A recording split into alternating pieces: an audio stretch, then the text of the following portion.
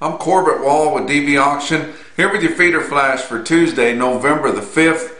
The calves keep coming. I tell you what, with every passing week, we start seeing more of the calves being weaned, which helps, but we're seeing fewer and fewer yearlings. And so your overall prices are backed off a little bit. And some of your featured reputation strings have already sold. We're getting into some sales, especially when you start getting into Missouri and places like that. You start getting just some odd and end type calf bunches, and some of them are weaned, and you kind of got to get them grouped together, but you can put some loads together. But we're not seeing as many of the stick out deals. Been a lot of calves sold. A lot of your growing yards, your feedlots that cater to lighter type cattle are busting at the seams. They're full. There's just not a lot of places to go with them now, and still quite a few calves to sell. But we're still marketing them, and we're working through. A lot of your calves have had weather on them, especially if you get out west or in the mountain states, northern plains. They've had snow on their backs, and then that really helps kind of weed out the weak ones, if you will, and also toughen them up a little bit while they're still in familiar atmosphere, and they're not as stressed, but they get through those storms. That makes them tougher, and then they move on to the next place. I was talking to you about Ellis and Carter sending out cattle in central Texas there, saying that the health on those cattle looked a lot better because they've had a hard freeze, even as far south as that. So that is helping. We've had some cold, bitter weather on your winter wheat, and it might have made your wheat crawl back in the ground just a little bit, but now we're starting to get warm days again, and you can just kind of see that wheat taking off again. They'll be turning out on the leased wheat here right away. November the 15th is when most people, you see a lot of, most leasers let you turn out, but you see some wheat that the cattle guys own. They've already turned out on that. It has rooted down, and they're not pulling it out. And of course it isn't too wet or anything. They're out stomping it out at all. Did have some moisture there within the last week or two with some kind of wintry mix, but didn't amount to a lot. But any kind of a little drink this time of year really helps your wheat. For the most part, seeing beautiful, beautiful weather, and not those hot days, not getting up into the 80s or anything, but just nice sunny days. Shirt sleeve type weather. You can get out and do some stuff, but it's cool in the mornings and it's cool at night, but not the extreme temperature swings that we saw there a couple, 3 weeks ago. Let's talk about the board on Monday. Starting the week off, we can tell some pressure is coming in, but these cattle futures are still very strong, and they just keep pushing back that pressure. December live cattle futures, they were just struggling right around steady all day, but ended up closing the day on Monday up 55 cents at 120.07. February was up 37 cents at 124.60. November feeder cattle down a nickel at 149.07, and January steady or unchanged at 146 even. Weighted average on last week's fat cattle negotiated trade in your 5-area feeding region was bigger than what we kind of thought. We knew that a lot of your western feedlots, western Nebraska out that way, Colorado, were turning down 115. We heard that. There had to have been several that took it, and there was a lot of 114 and a lot of 112 in the southern plains.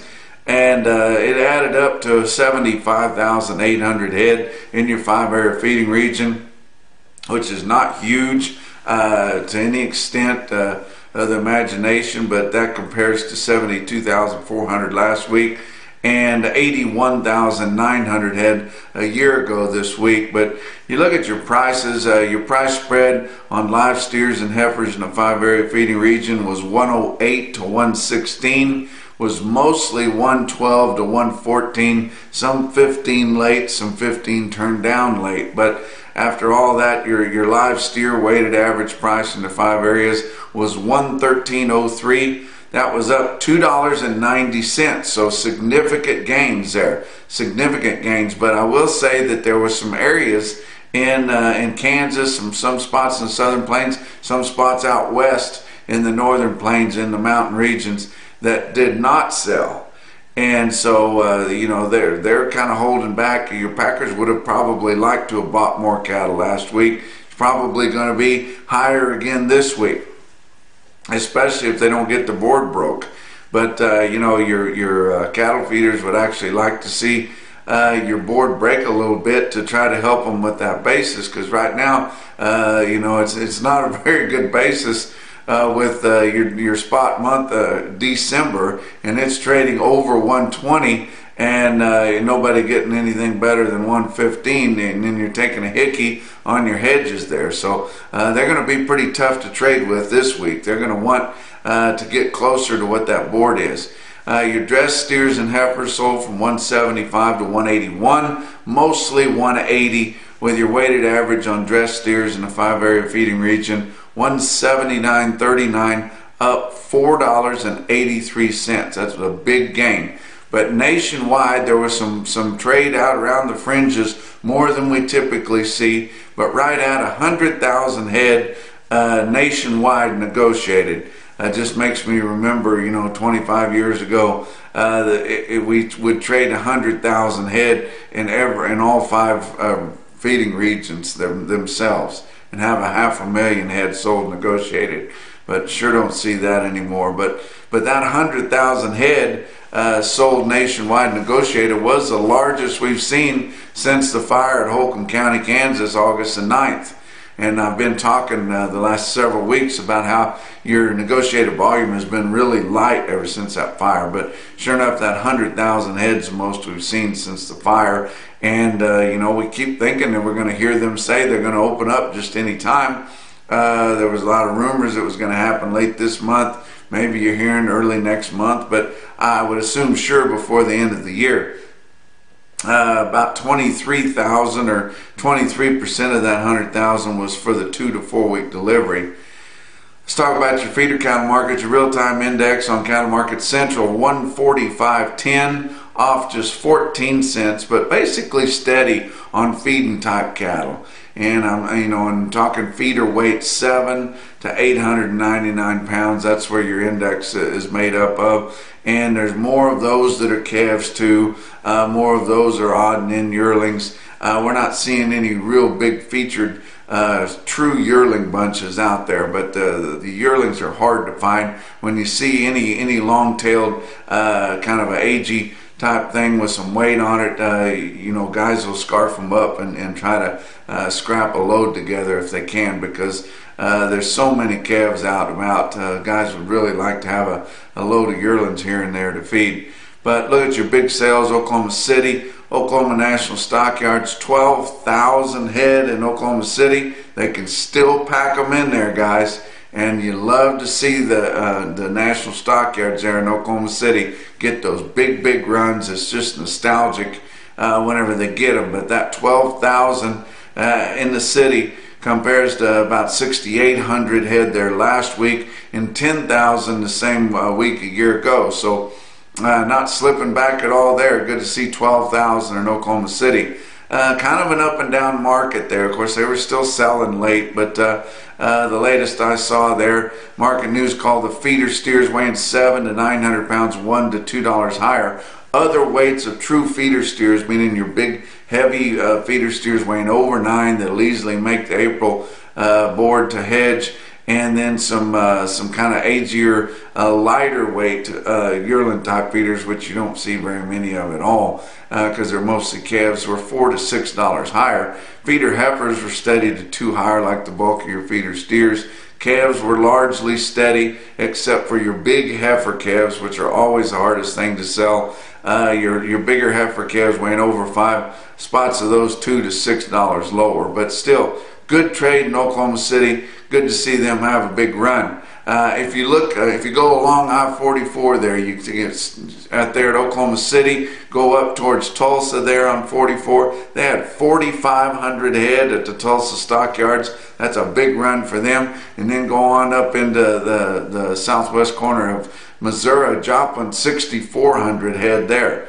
And all classes at Joplin Regional Stockyards selling $3 to $6 higher. Now they were catching up a little bit. You know, they run really close with Oklahoma City, but Oklahoma City gained a little more than they did last Monday, and then they caught right back up this Monday. So I had a good sale in Joplin, 6,400. They probably could have had more cattle than that. That's just an average run for them this time of year. But man, they do sell the big strings there in Joplin.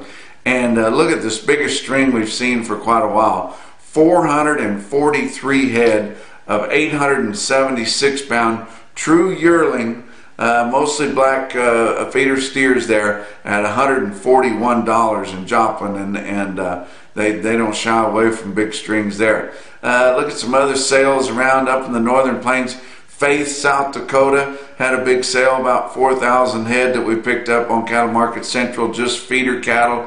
But look at your best tested weights of calves there, and notice you get up in the Northern Plains this time of year and it's going to be mostly all calves. You just don't even see any weights in your yearling weight groups there. But on the steer calves, 1,536 head of 5-weight steers in Faith, South Dakota. The average 560, and the average price on the weighted average price on all those 5-weight steers, $160.72. You know, we've been talking pretty much all fall that your 5-weight steers are selling somewhere in the 50s. Well, you get up there in those really fancy cattle out there in western South Dakota, Faith, South Dakota, 160.72 on the weighted average on all your 5-weight steers.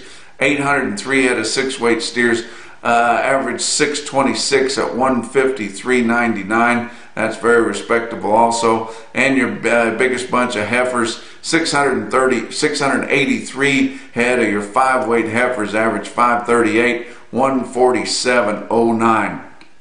I tell you, had a big sale too. Another big Monday special at Winter Livestock in La Junta, Colorado. John Campbell and Company there, 6,200 head, and they've been having 6, 7, 8,000 head every Monday for their calf specials here the last several weeks in La Junta Winter Livestock. But look, what I want you to look at here on Cattle Market Central, your automated report coming out of there. I want you to look at the trends on those. Look how much sharply higher those cattle are. I tell you what, you don't have to go very far to get over into western Kansas there. There's a lot of wheat there to graze. Those cattle are in good enough health there, and they've had a lot of weather on them already, that they can probably straighten those calves up right on the wheat, and they'll be really good, top quality kind of calves. But most of your calf weights there, steers and heifers, selling $3 to $8 higher than the big special that they had last Monday. And look at your 5-weights, both steers and heifers, sharply higher. 10 to 13 bucks higher just on your weighted average price. And I tell you what, that's very impressive market there at Winter Livestock, La Junta, Colorado, for their Monday special. But the top quote that I saw was on Big Feed and Steers in Elgin, Nebraska. Elgin Livestock Sales, Ted Baum and Company there, 82 head of 803 pound feeder steers, bring 156 and a quarter. And that's your feeder flash for Tuesday. We'll not have a feeder flash on Wednesday, guys. Got to go to a meeting up in Omaha, Nebraska, so won't have a feeder flash on Wednesday. We'll talk to you guys back on Thursday.